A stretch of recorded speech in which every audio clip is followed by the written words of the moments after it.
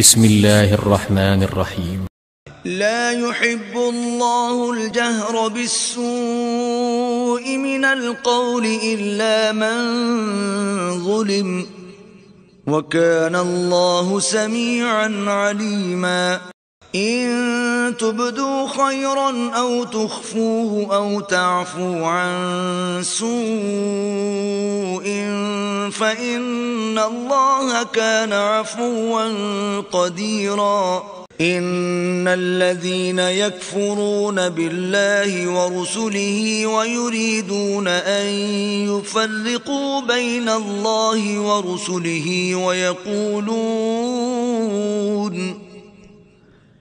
ويقولون نؤمن ببعض ونكفر ببعض ويريدون أن يتخذوا بين ذلك سبيلا، أولئك هم الكافرون حقا وأعتدنا للكافرين عذابا مهينا.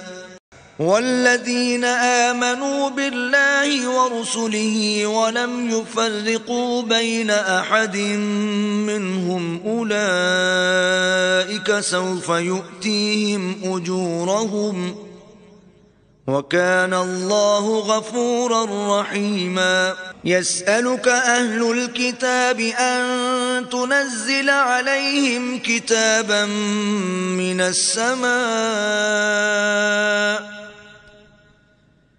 فقد سألوا موسى أكبر من ذلك فقالوا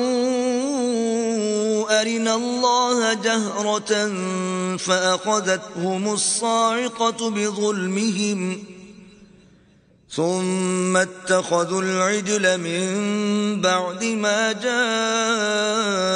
جاءتهم البينات فعفونا عن ذلك وآتينا موسى سلطانا مبينا.